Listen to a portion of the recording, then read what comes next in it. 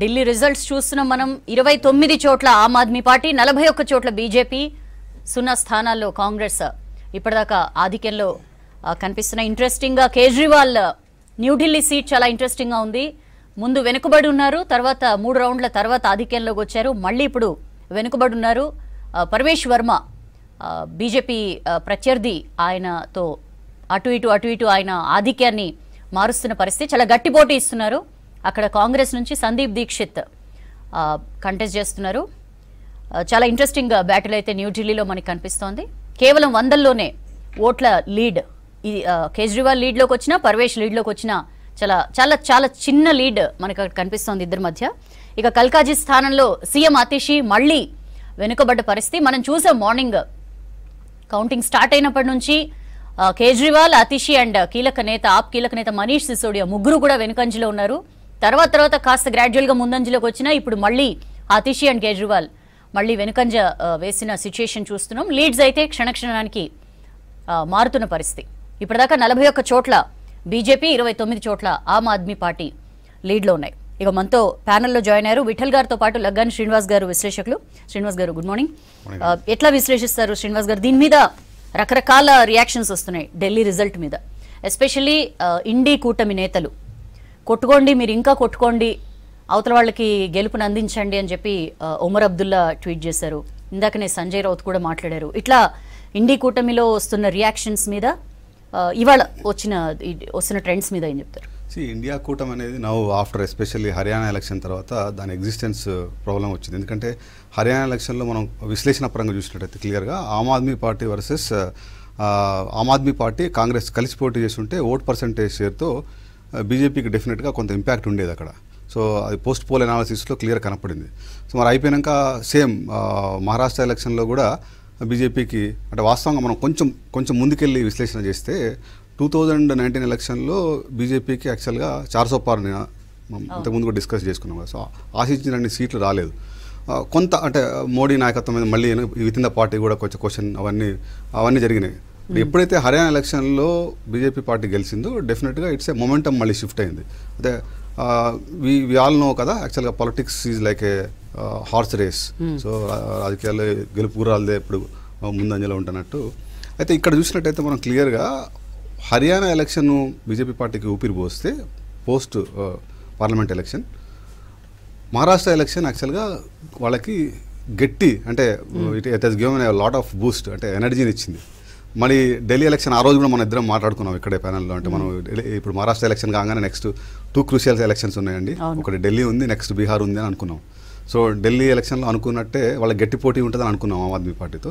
But we should appreciate the BJP అంటే election machinery election strategy ఓవరాల్గా the way that they have actually campaigning election strategy కూడా it's a wonderful strategy వాళ్ళు again Maharashtra లాగా ఇక్కడ CM face లేదు అంటే ఎవరు సీఎం అవుతారో తెలియదు వాళ్ళు again they went with strong Modi గారి ఫేస్తో ఎలక్షన్లోకి వెళ్ళారు అండ్ దెన్ ఇక్కడ చాలా కీలకమైనటువంటి పరిణామాలు జరిగినాయి మనం చూస్తే మనం క్లియర్గా అబ్జర్వ్ చేస్తే గ్రౌండ్ లెవెల్లో నేను యాక్చువల్గా ఢిల్లీలో ఒక 1 వీక్ ఎలక్షన్ ముందు కూడా ఉన్నాను ఐ వాజ్ దేర్ పర్సనల్గా we're doing some research work చేస్తుండే సో నేను ఐ ట్రావెల్డ్ అంటే జంగ్పురా కాన్స్టిట్యున్సీ న్యూఢిల్లీ అట్లా మల్టిపుల్ కాన్స్టిట్యున్సీకి వెళ్ళినప్పుడు చూస్తే ఎట్లా అంటే ఎవ్రీ డే కూడా ఎలక్షన్ టిల్ట్ అవుతున్నట్టు కనపడింది అంటే ఆ నెరేటివ్స్ కానీ సో ఫస్ట్ నెరేటివ్లో శీష్ మహల్ మీద ఎక్కువ ఫోకస్ చేశారు బీజేపీ క్యాంపెయిన్ తర్వాత దే రియలైజ్డ్ ఎప్పుడైతే ఆమ్ ఆద్మీ పార్టీ వాళ్ళకి ఆ క్యాంపెయిన్లో వాళ్ళు కౌంటర్ అటాక్ చేశారో ప్రైమ్ మినిస్టర్ హౌస్ గురించి వాళ్ళు అట్లా కౌంటర్ అటాక్ చేసినప్పుడు ఎమ్మటే స్ట్రాటజీ చేయింది ఆ నెరేటివ్ ఏమైందంటే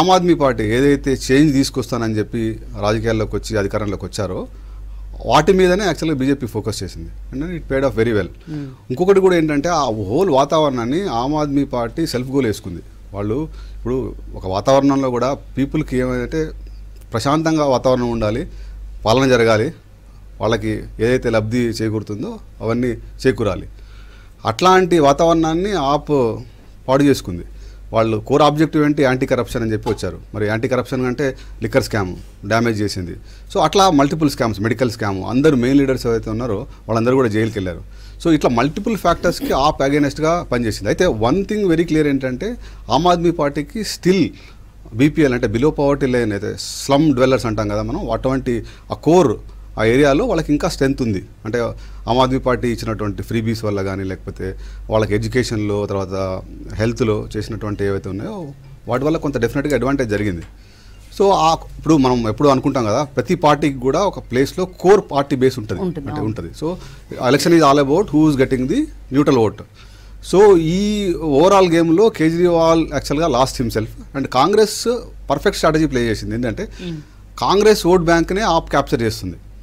సో ఇక్కడ ఏది ఏమైనా కానీ Congress want to fight with BJP. ఇప్పుడు ఆల్రెడీ బీజేపీ త్రీ ఎలక్షన్స్లో దే ఆర్ కంటిన్యూస్లీ మొమెంటం ఉంది వాళ్ళకి. సో ఆ మొమెంటాన్ని బ్రేక్ చేయాలంటే ఓన్లీ కాంగ్రెస్ పార్టీ ఒక్క పార్టీ వల్లే అవుతుంది, వేరే పార్టీ ఎవరి వల్ల కాదు. మరి దీన్ని బ్రేక్ చేయాలంటే కన్నా the fight should be between Congress and BJP కావాలి. మిగతా ఏ పార్టీలు ఉన్నా, రీజనల్ పార్టీలు ఉన్నా, they have to be under umbrella of Congress. So AAP ఒకవేళ ఈ ఎలక్షన్లో గెలిచినట్టయితే కన్నా సో డెఫినెట్గా మళ్ళీ ఆమ్ ఆద్మీ పార్టీ కాంగ్రెస్ కాడికి రాదు. సో ఇప్పుడు ఓడిపోవడం వల్ల వాళ్ళు వెళ్తే ఇప్పుడు మీరు చెప్పిన లైన్లోనే కేటీఆర్ ట్వీట్ చేశారు, ఢిల్లీలో బీజేపీని గెలిపించిన రాహుల్ గాంధీకి శుభాకాంక్షలు అంటూ సెటైరికల్ ట్వీట్ చేశారు. ఏం చెప్తారు విఠల్ గారు? మిమ్మల్ని గెలిపించింది మీ ఎలక్షన్ మెషినరీ కాదు, మోదీ కాదు, ఎవరు కాదు, రాహుల్ గాంధీ అట. మరి ఇక్కడ ఓడగొట్టింది ఎవరమ్మా? తెలంగాణలో ఓడగొట్టింది ఎవరు? కేటీఆర్ని, బీఆర్ఎస్ని. దాన్ని కూడా ట్వీట్ చేస్తే బాగుంటుంది కేటీఆర్. సో నేనేమంటున్నామా, ఇట్స్ ఎ యూనిక్ రిజల్ట్స్. ఢిల్లీలో మనం ఇంకా కొద్దిగా లోతుగా ఇంతకుముందు శ్రీనివాస్ గారు చెప్పినట్టుగా లోతుగా విశ్లేషించుకుంటే there was the division of power between NCT and state. Government of ఇండియాకి ఉన్నటువంటి పవర్స్ నేషనల్ క్యాపిటల్ జోన్లో, నేషనల్ క్యాపిటల్ టెరిటరీలో law and order comes under Delhi, అంటే గవర్నమెంట్ ఆఫ్ ఇండియా.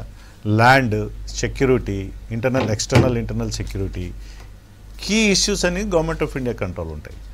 అక్కడ ఉన్నటువంటి అసెంబ్లీకి ఉన్న పవర్స్ ఏంటంటే, చీఫ్ మినిస్టర్కి ఉన్న పవర్స్ ఏంటంటే education, health, transport, urban development and welfare schemes.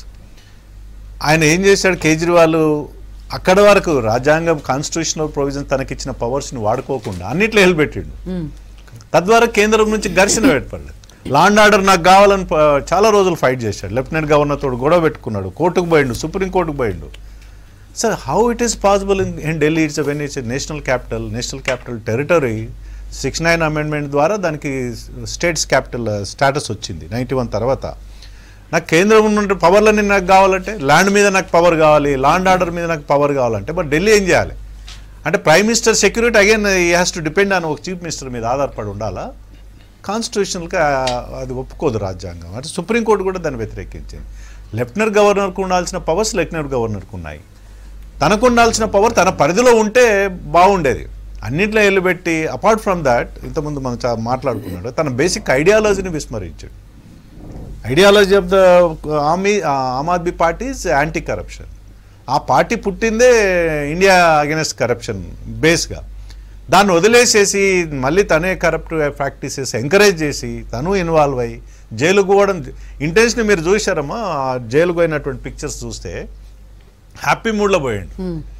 ఎందుకంటే నేను జైలుకు పోతే మళ్ళీ గెలుస్తాను, అంటే ప్రజలలో సింపతి వస్తుంది, నేను జైలుకు పోతే నన్ను పంపించారు కేంద్ర ప్రభుత్వం అని ఒక సింపతి గెయిన్ చేసే ప్రయత్నం. ఈ దెబ్బకు మన దగ్గర కూడా నన్ను జైల్లో ఏంటి దమ్ముంటేనే సవాళ్ళు అయిపోతాయి. ఇప్పుడు అయిపోతాయేమో చూడాలి. సో డెఫినెట్గా అమ్మా, ప్రజలు ఇంతకుముందు మనం చాలాసార్లు మాట్లాడుకుంటాం, ప్రజలు నిత్య చైతన్యంగా ఉన్నారు. ముఖ్యంగా thanks to social media and మనకున్న స్మార్ట్ ఫోను ఎప్పుడు 24 గంటలు ఇప్పుడు మీ టీవీ ఛానల్స్ మీద ఆధారపడాల్సిన అవసరం లేదు ఎవరికి. సెల్ ఫోన్లో ఉంటాయి డిఫరెంట్ వే. ఏం వాడుతున్నారు ప్రజలు డిఫరెంట్ ఇన్ఫర్మేషన్ కోసం. కాబట్టి ఎప్పుడు ప్రజలు అలర్ట్గా ఉంటారు. సో దానికి తగ్గట్టుగా నాయకులు అప్డేట్ కావట్లేదు. ఇక్కడ సమస్య ప్రజలు అప్డేట్ అవుతున్నారు. మాట్లాడదాం విఠల్ గారు. చరణ్ కౌశిక్ మనతో జాయిన్ అయ్యారు, కాంగ్రెస్ నేత. ఏం చెప్తారు కౌశిక్ గారు? రాహుల్ గాంధీకి కంగ్రాచులేషన్స్, బీజేపీని గెలిపించినందుకని కేటీఆర్ ఇచ్చిన సెటైరికల్ ట్వీట్. ఇక కేటీఆర్ అంటే వాళ్ళ ఇప్పుడు బీఆర్ఎస్ పార్టీ ఢిల్లీలో ఎవరికి మద్దతు ఇవ్వలేదు. అదే కాకుండా కేజ్రీవాల్ గారు కూడా స్వయం కృప రాలేదే. ఎందుకంటే మాకు హర్యానా ఎలక్షన్లో కాంగ్రెస్ పార్టీ ఆమ్ ఆద్మీ పార్టీ కలిసి పోటీ చేసినాం. 10 ఎంపీ స్థానాలంటే 9 మేము చేసినాం, 1 వాళ్ళు చేశారు. మేము 7 స్థానాలు ఇస్తుంటే ఆయనకి 20 స్థానాలు కావాలని చెప్పిండు. దానిలో అక్కడ ప్రధానంగా పొత్తు వికటించడంతో కాంగ్రెస్ పార్టీ 1,20,000 ఓట్ల తేడాతోటి మేము గవర్నమెంట్ కోల్పోయే పరిస్థితి. లేకపోతే ఇలా హర్యానాలో గవర్నమెంట్ వచ్చి ఉంటే ఢిల్లీలో ఖచ్చితంగా కేజ్రీవాల్ గెలిచేవాళ్ళు. అదే కాకుండా ఢిల్లీలో పొత్తు కూడా వికటించేది కాదు. కాంగ్రెస్ పార్టీకి 6% ఓట్లు వచ్చినాయి ఇప్పటికీ. అదేవిధంగా 2 కలిసి ఉంటే 50% పైచిరుకు వచ్చేది. మళ్ళీ ఒక 65 స్థానాల్లో ఖచ్చితంగా ఆమ్ ఆద్మీ పార్టీ కాంగ్రెస్ కూటమితో అధికారాన్ని చేపట్టేవాళ్ళు. అక్కడ ఆ కేజ్రీవాల్ గారు ఏదైతే హర్యానాలో మాకు ఇబ్బంది పెట్టిండో, అదే కాకుండా ఆమ్ ఆద్మీ పార్టీ తోటి చాలా రాష్ట్రాలు మాకు ఇబ్బంది అవుతాయి. ఎందుకంటే గుజరాత్లో దాదాపు 10% ఓటు ఇచ్చి మాకు నష్టం చేసిండు, గోవాలో నష్టం చేసిండు, ఏకంగా పంజాబ్లో మా ప్రభుత్వమే పోయి ఆమ్ ఆద్మీ పార్టీ వచ్చింది. ఢిల్లీలో కలిసి పోటీ చేసినప్పుడు కూడా మాకు ఓటు బ్యాంక్ పెరిగింది కానీ ఒక సీటు కూడా గెలిచిన పరిస్థితి. ఎందుకంటే 7 స్థానాల్లో 3 స్థానాలు మేము చేసినాం, 4 స్థానాలు వారు చేసినా కూడా ఎంపీ ఎలక్షన్లో కాంగ్రెస్ పార్టీకి ఓట్లు వస్తున్నాయి. ఎమ్మెల్యే ఎలక్షన్లో మొత్తం మా ఓటు కూడా ఆమ్ ఆద్మీ పార్టీ తీసుకొని పోతా ఉంది. కాబట్టి 2013లో కూడా అదే 2013లో దాదాపు కాంగ్రెస్ పార్టీకి 24.6% ఓట్లు వచ్చి 8 సీట్లు గెలిచిన సందర్భం. వారితో కలిసి ఉండడం వల్ల 2015లో ఎలక్షన్లో కాంగ్రెస్ పార్టీ 0 స్థానం 9.7% పడ్డది. తర్వాత ఎంపీ ఎలక్షన్లు వస్తాక మరి 14 అయినా 19 అయినా దాదాపు 14 అయితే 15% ఓట్లు వచ్చినాయి, 19కు వస్తాక 22%. కాబట్టి ఆమ్ ఆద్మీ పార్టీతో కలిసి ఉండడం కన్నా విడిగా పోటీ చేయడం కరెక్ట్ అని చెప్పేసి కాంగ్రెస్ పార్టీ భావించింది. సరే ఈసారి పోయినా కూడా నెక్స్ట్ కాంగ్రెస్ పార్టీ నిలబడతాయని చెప్పేసి కాంగ్రెస్ పార్టీగా భావించింది. ఎందుకంటే చాలా రాష్ట్రాల్లో ఈవెన్ చండీగఢ్లో కూడా లాస్ట్గా చండీగఢ్ కావచ్చు, హర్యానా కావచ్చు, గుజరాత్ కావచ్చు, గోవాలో కూడా 2% ఓటు తీసుకొని 2 సీట్లు గెలవడంతో ప్రధానంగా కాంగ్రెస్ పార్టీ గెలవలేని పరిస్థితి. కాబట్టి కాంగ్రెస్ పార్టీ ఒంటరినే బలపడాలని ఏకైక లక్ష్యంతో పార్లమెంట్ ఎలక్షన్ సందర్భం మాత్రం కూటమి ఉంటుందని చెప్పేసి చెప్పింది కూడా వాళ్ళే. అదే కాకుండా ఢిల్లీ ఎలక్షన్లో ఆమ్ ఆద్మీకి టీఎంసీ మద్దతు ఇచ్చింది, ఆర్జేడీ మద్దతు ఇచ్చింది, ఎస్పీ పార్టీ కూడా మద్దతు ఇచ్చింది. అదే కాకుండా ఇప్పుడు బీఆర్ఎస్ పార్టీ సంబంధించి కేటీఆర్ గారు ఎవరికి మద్దతు ఇవ్వలేదు వాళ్ళ పార్టీ. అదే కాకుండా ప్రధానంగా మన బడ్జెట్లో భారతీయ జనతా పార్టీ పెద్ద ఎత్తున ఉపయోగపడింది. ఎందుకంటే 12 లక్షల వరకు ఇన్కమ్ ట్యాక్స్ లేదని చెప్పడంతో 40 లక్షల మంది ఎంప్లాయీస్కు ఢిల్లీలో ఉపయోగపడ్డది. అదే కాకుండా మన కుంభమేళ సంబంధించి కూడా ఢిల్లీలో, ఎందుకంటే పుణ్యస్థానం మన నరేంద్ర మోడీ గారు పుణ్యస్థానం చేసిండు. అదే కాకుండా ఇప్పటివరకు 30 కోట్ల మంది పుణ్యస్థానం ఆశ్రమించారని, అదే కాకుండా ఖర్గే గారి స్టేట్మెంట్ కూడా ఏదో రివర్ అంటే పుణ్యస్థానం చేస్తే ఏమన్నా జబ్బులు పోతాయి ఏదో స్టేట్మెంట్, దాన్ని కూడా భారతీయ జనతా పెద్ద ఎత్తున ప్రచారం చేసిరు. అదే కాకుండా కాంగ్రెస్ పార్టీకి రకరకాల, అదే కాకుండా 8వ పే కమిషన్ ఏర్పాటు చేశారు. ఇప్పటివరకు ఎప్పుడు కూడా ఎంప్లాయీస్ ఎన్నిసార్లు మొరబెట్టుకున్న కమిషన్ ఏర్పాటు చేయాలి. ఎందుకు చేశారంటే మన 24 ఎంపీ ఎలక్షన్లో 63 స్థానాలు భారతీయ జనతా పార్టీ కోల్పోయింది. 2014 2G స్పెక్ట్రమ్ కావచ్చు, కాంగ్రెస్ పార్టీ 10 సంవత్సరాల కాలం అధికారులు ఉంది కాబట్టి అప్పుడు దాన్ని వాడుకున్నారు. 2019కు వస్తాక పుల్వామా, బాలాకోట్ వాడుకొని రెండోసారి అధికారికి వచ్చారు. మూడోసారికి వస్తాక రామమందిరం, అంత పెద్ద రామమందిరం 500 సంవత్సరాల తర్వాత కట్టినప్పటికీ కూడా రామమందిరం కావచ్చు, యూనిఫామ్ సివిల్ కోడ్ ప్రధానంగా పనిచేయకపోవడం మూలంగా ఇక్కడ 63 స్థానాలు కోల్పోయి, ఎందుకు 63 స్థానాలు కోల్పోయారని చెప్పి భారతీయ జనతా పార్టీ విశ్లేషణ చేసుకున్నప్పుడు మధ్యతరగతి ప్రజలు జాతీయవాదం ఉంటుంది, మతానికి ఆకర్షిస్తారు. కానీ ఈ రేట్ల పెరుగుదలతో వాళ్ళు ప్రధానంగా ఇబ్బంది పడుతున్నారు. కాబట్టి దీనికి ఏదైనా పరిష్కార మార్గం చూపించాలని భావించి ఇక్కడ 12 లక్షల వరకు ఇన్కమ్ ట్యాక్స్ తక్కువ చేయడంతో దేశంలో 8 కోట్ల మంది ఇన్కమ్ ట్యాక్స్ ఫైల్ చేసే వాళ్ళు ఉంటే 4 కోట్ల మంది జీరో ట్యాక్స్, ఇంకా 4 కోట్ల మంది ఉంటే అందులో వాళ్ళ టాక్టిక్స్ వాళ్ళు ప్లే చేస్తారు. ఒక క్వశ్చన్ నాకు చరణ్ కౌశిక్ గారు, ఆమ్ ఆద్మీ పార్టీ అధినేత కేజ్రీవాల్తో సహా ఆ పార్టీ కీలకమైన నేతలందరూ జైళ్లలో ఉండి ఆ పార్టీ కష్టాల్లో ఉన్నప్పుడు అదొక మంచి అవకాశం మీకు. మీ ఓటు బేస్ వాళ్ళ ఓటు బేస్ ఒకటే, ప్రజల్ని మీ వైపు తిప్పుకోవడంలో ఎందుకు మీరు ఫెయిల్ అయ్యారు? మేడం ఆ టైంలో ఇండియా కూటమిలో ఉన్నారు. హర్యానా ఎలక్షన్ల వరకు వచ్చిన తర్వాతనే ఈ మొత్తం వ్యవహారం అంతా దెబ్బతిన్నది. ఎందుకంటే అప్పటి వరకు మేము ఇండియా కూటమిలో కేజ్రీవాల్ గారు కావచ్చు అందరూ కూడా కాంగ్రెస్ పార్టీ ఇండియా కూటమి అన్ని కలిసి పనిచేయాలని భావించినాం. అదే కాకుండా మేము ఒక్కొక్క రాష్ట్రంలో ఒక్కొక్క వ్యూహంతో